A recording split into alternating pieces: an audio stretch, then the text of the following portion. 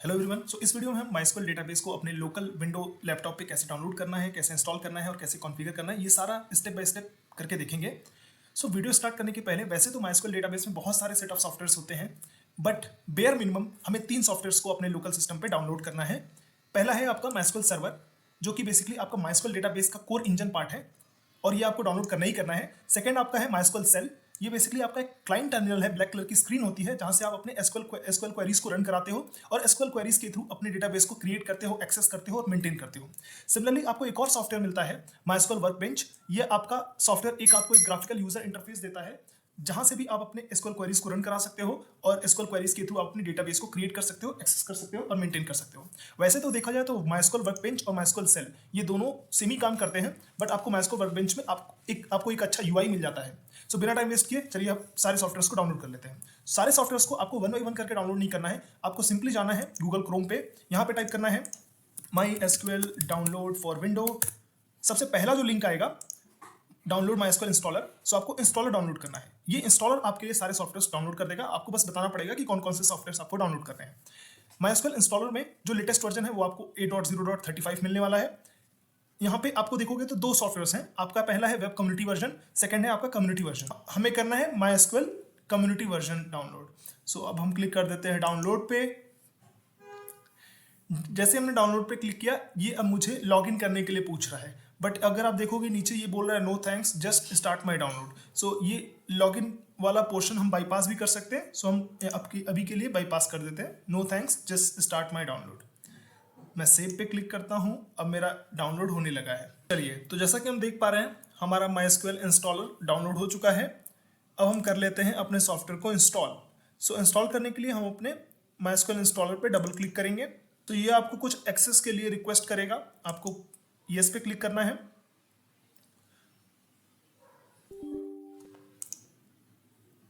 अब देखिए ये हमारा MySQL इंस्टॉलर इंस्टॉल होने के लिए रेडी हो रहा है। ठीक है, यहाँ पे हम पहले वाले स्क्रीन पे ये क्या पूछ रहा है, चूजिंग अ सेटअप टाइप। आप किस टाइप के सेटअप को इंस्टॉल करना चाहते हैं। डाउनलोड तो हमने पहले ही कर लिया, अब हम कर रहे हैं इंस्टॉल। आपको किस टाइप के सेटअप को इंस्टॉल करना है। बहुत जैसे सर्वर ओनली, क्लाइंट ओनली। जैसा कि मैंने बताया था कि MySQL इंस्टॉलर आपका एक जस्ट इंस्टॉलर है। जो भी चीज़ आपको अपने लैपटॉप पे इंस्टॉल करनी है वो चीज़ आप अपने इंस्टॉलर के थ्रू चूज कर सकते हो। जैसे यहाँ पे पूछ रहे हैं किस टाइप का सेटअप आपको चाहिए। मेरे केस में जैसे server only, client only, full चाहिए, कस्टम। जैसे मैंने बताया था कि मुझे full set of software download नहीं करने हैं, मुझे कुछ ही सेट ऑफ सॉफ्टवेयर डाउनलोड करने हैं।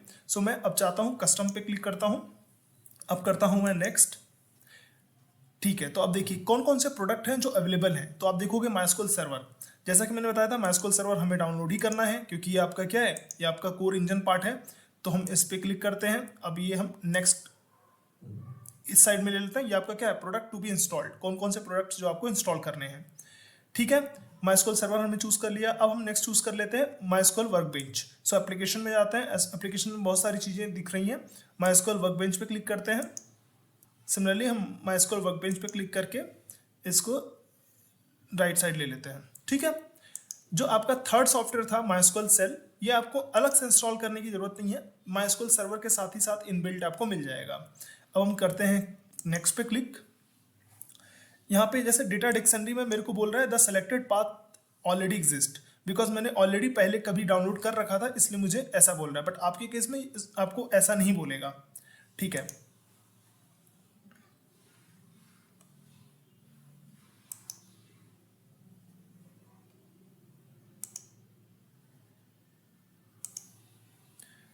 ठीक है। अब करते हैं यहाँ पे नेक्स्ट।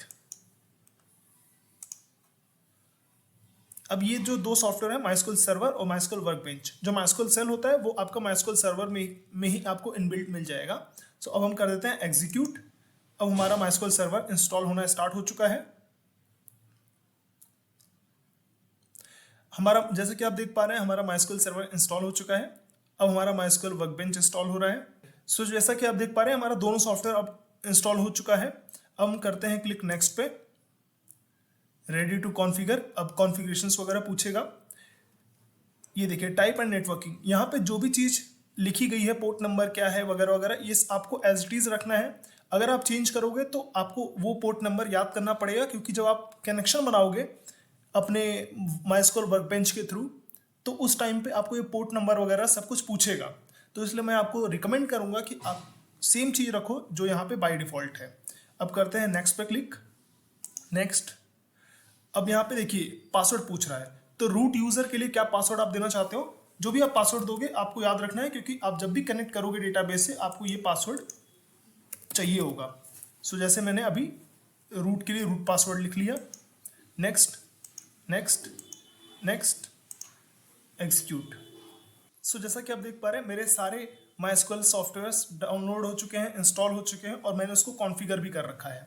अब हम चलते हैं इसको यूज़ कैसे करना है वो देख लेते हैं। सो नेक्स्ट देन फिनिश, ठीक है। जैसे स्टार्ट करते हैं सबसे पहले MySQL सेल से, ठीक है। तो आपको सबसे पहले जाना है यहाँ पे MySQL कमांड लाइन क्लाइंट, इसको आप ओपन करोगे, ये सबसे पहले पासवर्ड पूछ रहा है। सो यहाँ पे पासवर्ड आपको सेम देना है जो अभी हमने कॉन्फ़िगरेशन करते टाइम पे दिया था। सो जैसा कि मैंने रूट के लिए रूट दिया था तो रूट पासवर्ड। अब ये देखिए MySQL आ गया, इसका मतलब आपका MySQL सक्सेसफुली इंस्टॉल हो चुका है।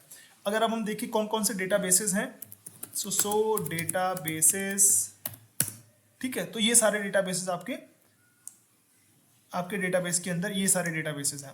अब मान लीजिए आपको कोई डेटाबेस क्रिएट करना है तो create database, for example SQL learn, ठीक है। सो ये देखिए अब आपका जो है सो डेटाबेस में देखिए आपका MySQL लर्न, SQL लर्न भी आ गया, ठीक है। सो आपके ये डेटाबेस क्रिएट हो चुके हैं। आप यहाँ से कोई भी SQL की क्वेरीज आप रन करा सकते हो, राइट। तो अब हम देख लेते हैं अपना थर्ड सॉफ्टवेयर जो कि था MySQL वर्कबेंच। तो उसके लिए आपको डायरेक्टली सर्च करना है MySQL वर्कबेंच, इसको हम कर देते हैं ओपन। तो ये हमारा है MySQL workbench software. MySQL workbench में भी MySQL वर्कबेंच में भी आप SQL क्वेरीज को रन करा सकते हैं। फर्क बस इतना है कि जो भी आप SQL क्वेरीज अपने SQL सेल के अंदर रन करा रहे थे वहाँ पे आपको एक ब्लैक स्क्रीन दिख रही थी और वो उसका जो UI था वो काफ़ी इंटरेक्टिव नहीं था। यहाँ पे आपको MySQL वर्कबेंच में आपको एक इंटरेक्टिव UI मिलता है। तो सबसे पहले आपको क्या करना है, आपको कनेक्शन बनाना है अपने डेटाबेस से। कनेक्शन बनाने के लिए मैंने MySQL कनेक्शंस पे प्लस का बटन पे क्लिक किया। यहाँ पे सब कुछ पूछ रहा है, यहाँ पे मैं सब कुछ सेम रखूंगा जैसा कि मैंने बताया भी था कि अगर वहाँ पे आप चेंज करोगे कॉन्फ़िगरेशन करते टाइम पे तो यहाँ पे आपको चेंज करना पड़ेगा, बट चूंकि मैंने वहाँ पे कुछ चेंज नहीं किया था तो मैं यहाँ पे सेम रखूंगा। कनेक्शन डेटाबेस का मैं नाम रख लेता हूँ DB कनेक्शन, ठीक है। अब कर देता हूँ मैं ओके, इस पे करता हूँ डबल क्लिक। अब ये पासवर्ड पूछ रहा है तो रूट का पासवर्ड क्या होगा, रूट होगा जो मैंने वहाँ पे कॉन्फ़िगरेशन करते टाइम पे दिया था। अब मैं क्लिक कर देता हूँ ओके, ये देखिए ये आपका ओपन हो गया। यहाँ पे आप अपने SQL क्वेरीज को रन करा सकते हो। कैसे करा सकते हो, यहाँ पे लिखो आप सो डेटाबेसेस, ठीक है, और यहाँ पे आपने रन करा दिया, आपको सारा का सारा डेटाबेसेस दिख गया। देखिए SQL लर्न डेटाबेस भी आपको दिख गया। चलिए अगर आपको एक कोई दूसरा डेटाबेस क्रिएट करना है सो क्रिएट डेटाबेस SQL2, ये आपने क्रिएट कर दिया, ठीक है। चलिए अब फिर से हम सो डेटाबेस को देख लेते हैं। सो ये देखिए आपका SQL2 डेटाबेस भी क्रिएट हो चुका है। बेसिकली जैसा कि मैंने बताया था कि आप सारे के सारे अपने SQL क्वेरीज को यहाँ पे MySQL वर्कबेंच के अंदर रन करा सकते हो और सेम काम कर सकते हो जो आप अपने MySQL सेल के थ्रू किए थे। अब हम देख लेते हैं इसके अलावा आपको ये MySQL वर्कबेंच में आपको UI भी मिल जाता है। इसे स्कीमा में देखिए आपको सारा कुछ दिख रहा है।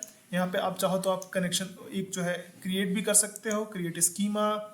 यहाँ पे अपने न्यू स्कीमा का नाम अगर दे दिया फॉर एग्जांपल SQL3 अप्लाई।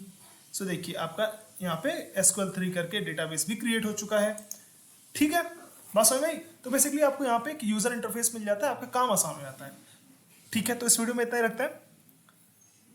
अगर आपको मेरे वीडियो अच्छे लगे हो तो आप मेरे चैनल को सब्सक्राइब कीजिए